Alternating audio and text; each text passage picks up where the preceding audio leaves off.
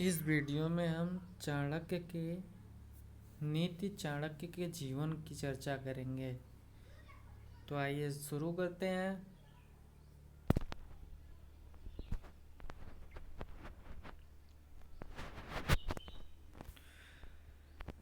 चाणक्य का नाम कौटिल्य अथवा चाणक्य या विष्णुगुप्त था, जिनका जन्म अनुमानतः लगभग 370 ईसा पूर्व पंजाब में हुआ था। इनकी मृत्यु लगभग में 283 ईसा पूर्व हुई पाटलिपुत्र में। संपूर्ण विश्व में एक महान राजनीतिज्ञ और मौर्य सम्राट चंद्रगुप्त मौर्य के महामंत्री के रूप में प्रसिद्ध थे। इनका व्यक्तिवाचक नाम विष्णुगुप्त, स्थानीय नाम चाणक्य, चाणक्यवासी और गोत्र नाम कौटिल्य, कुटिल से था। ये चंद्रगुप्त मौर्य के प्रधानमंत्री थे। चाणक्य का नाम संभवतः उनके गोत्र का नाम चड़क, पिता के नाम चड़क अथवा स्थान का नाम चड़क का परिवर्तित रूप रहा होगा। चाणक्य नाम से प्रसिद्ध एक नीति ग्रंथ चाणक्य नीति भी प्रचलित है। तक्षशिला के प्रसिद्ध महान अर्थशास्त्री चाणक्य के कारण भी हैं, जो यहाँ प्रधानाध्यापक थे और जिसने चंद्रगुप्त के साथ मिलकर मौर्य साम्राज्य की नींव डाली थी। मुद्रा राक्षस में कहा गया है कि राजा नंद ने भरे दरबार में चाणक्य को उसके उन पद से हटा दिया था जो उसे दरबार में दिया गया था। इस पर चाणक्य ने शपथ ली कि वह उसके परिवार तथा वंश को निर्मूल करके नंद से बदला लेगा। बृहत कथा कोश के अनुसार चाणक्य की पत्नी का नाम यशोमती था। चाणक्य का जन्म तथा उनकी शिक्षा के बारे में बात करते हैं। माना जाता है कि चाणक्य ने ईसा से 370 वर्ष पहले ऋषि चणक के पुत्र के रूप में जन्म लिया था। वहीं उनके आरंभिक काल के गुरु थे। कुछ इतिहासकार मानते हैं कि चणक केवल उनके गुरु थे। चणक के ही शिष्य होने के नाते उनका नाम चाणक्य पड़ा। उस समय का कोई प्रमाणिक इतिहास उपलब्ध नहीं है। इतिहासकारों ने प्राप्त सूचनाओं के आधार पर अपनी अपनी धारणाएं बनाई, परंतु यह सर्वसम्मत है कि चाणक्य की आरंभिक शिक्षा गुरु चड़क द्वारा ही दी गई। संस्कृत ज्ञान तथा वेद पुराण आदि धार्मिक ग्रंथों का अध्ययन चाणक्य ने उन्हीं के निर्देशन में किया। चाणक्य ने मेधावी छात्र थे। गुरु उनकी शिक्षा ग्रहण करने की तीव्र क्षमता से अत्यंत प्रसन्न थे। तत्कालीन समय में सभी सूचनाएं व विधाएं धर्म ग्रंथों के माध्यम से ही प्राप्त होती थीं, अतः धार्मिक पुस्तकों का अध्ययन शिक्षा प्राप्त का एक साधन था। चाणक्य ने किशोरावस्था में ही उन ग्रंथों का सारा ज्ञान ग्रहण कर लिया था।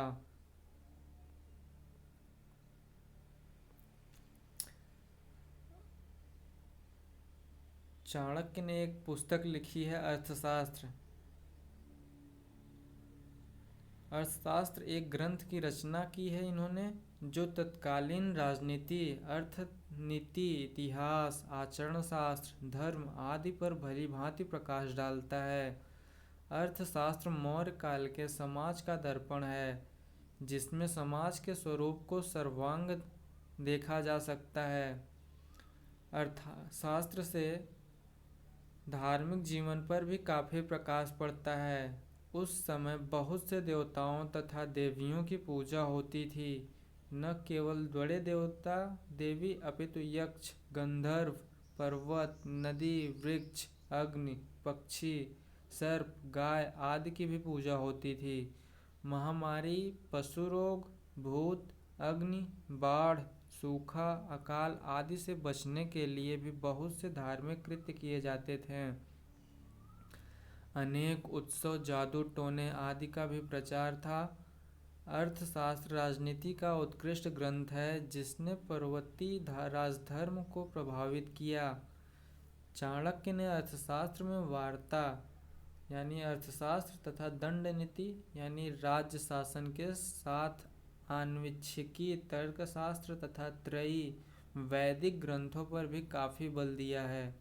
अर्थशास्त्र के अनुसार यह राज्य का धर्म है कि वह देखे कि प्रजा वर्णाश्रम धर्म का उचित पालन करती है कि नहीं। दर्शन शास्त्र औसनस दंड नीति को ही एकमात्र विद्या मानते हैं। बाहर्स्पत्य, वार्ता और दंड नीति इन विधाताओं को मानते थे। मानव त्रयी वेद, वार्ता और दंड नीति इन तीन विधाओं को मानते हैं। वे सभी आचार्य आन्वीक्षिकी दर्शन शास्त्र को कोई स्वतंत्र विद्या या शास्त्र नहीं मानते थे, किंतु कौटिल्य आन्वीक्षिकी को एक पृथक विद्या मानते हुए कहते हैं कि आन्वीक्षिकी, त्रयी, वार्ता और दंड नीति ये चार विद्याएं हैं। आन्वीक्षिकी के अंतर्गत वे सांख्य, योग और लोकायत को रखते हैं। उनके मत से आन्वीक्षिकी अन्य तीनों विद्याओं के बलाबल प्रमाण या अप्रमाण का निर्धारण हेतुओं से करती है। निश्चय ही आन्वीक्षिकी के सर्वाधिक महत्व को सर्वप्रथम कौटिल्य ने ही प्रतिपादित किया है। उनका कहना है कि प्रदीप सर्वविद्यानुमुपायः सर्वकर्मणाम् आश्रयः सर्वधर्माणां शस्त्रोदान्वीक्षिकी मता। उनका यह मानना है कि सर्वविद्यानामुपायः सर्वकर्मणाम् आश्रयः सर्वधर्माणां शस्त्रोदान्वीक्षिकी मता, अर्थात आन्वीक्षिकी सभी विद्याओं का शाश्वत प्रदीप, सभी कार्यों का शाश्वत साधन और सभी धर्मों का शाश्वत आश्रय है। कौटिल्य ने जैसे अर्थशास्त्र नामक एक नए शास्त्र का प्रवर्तन किया, वैसे ही उन्होंने आन्वीक्षिकी के सही स्वरूप की भी स्थापना की है। दंड या राजशासन प्रजा को धर्म, अर्थ और काम में प्रवृत्त करता है। यह दंड या राजशासन की कौटिल्य के अर्थशास्त्र का मुख्य वर्ण है। आधुनिक अनुशीलनों में सिद्ध है कि कौटिल्य ने जिस राज्य की अवधारणा की थी वह एक लोक कल्याणकारी राज्य, वेलफेयर स्टेट है। यद्यपि वे साम्राज्यवादी थे और मानते थे कि धर्म, व्यवहार, चरित्र और राज्य शासन कानून के चार पद हैं। कौन कौन से? धर्म, व्यवहार, चरित्र और राज्य शासन कानून के चार पद बताए हैं इन्होंने, और इन पदों में उत्तरोत्तर पद पूर्वपाद से अधिक प्रामाणिक और सबल है। तथापि उनके मत से सम्राट निरंकुश नहीं है। सम्राट को वर्णाश्रम की व्यवस्था का पालन एवं संरक्षण करना चाहिए, क्योंकि वर्णाश्रम धर्म के नष्ट हो जाने पर समस्त पूजा का नाश हो जाता है। ऐसा इसलिए होता है कि तब प्रजा किंकर्तव्य विमुख हो जाती है और अराजकता की स्थिति पैदा हो जाती है। पुनश्च कौटिल्य मानते हैं कि अर्थ ही प्रधान पुरुषार्थ है और धर्म तथा काम अर्थ पर निर्भर करते हैं। अर्थ एवं प्रधान इति कौटिल्य अर्थमूलो हि धर्म काविति। अर्थमूलो ही धर्म कामाविति। फिर अर्थ ही परिभाषा देते हुए वे कहते हैं कि मनुष्यों की वृत्ति अर्थ है या मनुष्यवती भूमि अर्थ है। इस अर्थ के लाभ और पालन के उपायों को बतलाने वाला शास्त्र अर्थशास्त्र है। इस प्रकार कौटिल्य के अर्थशास्त्र में आधुनिक राजनीतिक और आधुनिक अर्थशास्त्र दोनों का विधान है। कौटिल्य ने राजसत्ता और अर्थ को अन्योन्याश्रित माना है। यह एक शास्त्र है और प्रत्येक शास्त्र लोकहित का वर्धक होता है। प्रत्येक शास्त्र लोकहित का वर्धक होता है, अतः अर्थशास्त्र भी लोकहित का ही संपादन करता है। यदि कर्तव्यवश किसी राजा या दूत को अपने शत्रुओं से छल करने की शिक्षा यह शास्त्र देता है, तो इस कारण इस शास्त्र को असत्य शास्त्र या वंचना शास्त्र नहीं कहा जा सकता है। यह व्यक्ति विशेष की परिस्थिति का दायित्व है जिसे कोई यथार्थवादी नकार नहीं सकता। अद्वैत वेदांती आनंद गिरि ने अर्थशास्त्र विषयक चिंतन को शिष्टों का परमार्थ चिंतन माना है, क्योंकि जो सुख है वह अर्थघन नहीं हो सकता। न चार्थचनम सुखम। पुनश्च जिस अर्थ साधन का विधान अर्थशास्त्र करता है वह त्रिवर्ग का साधक है, अथ च धर्म और काम पुरुषार्थाः का उन्नायक है। वास्तव में मूलतः अर्थशास्त्र का एकमात्र प्रयोजन प्रजा के सुख तथा हित का संवर्धन करता है। इसका औचित्य आन्वीक्षिकी पर आधारित है और इस कारण कौटिल्य के अर्थशास्त्र में समाज दर्शन, राजनीति दर्शन, अर्थ दर्शन और विधि दर्शन के सिद्धांत निहित और चर्चित हैं। अर्थशास्त्र 32 युक्तियों में युक्त होने के कारण एक शास्त्र है। वे युक्तियां अर्थशास्त्र के अंतिम अध्याय में वर्णित हैं। ज्ञान मीमांसा और तर्कशास्त्र के दृष्टिकोण से इन त्रय युक्तियों का महत्व अत्यधिक है। आधुनिक युग में एक्जियोमेट्रिक्स महत्व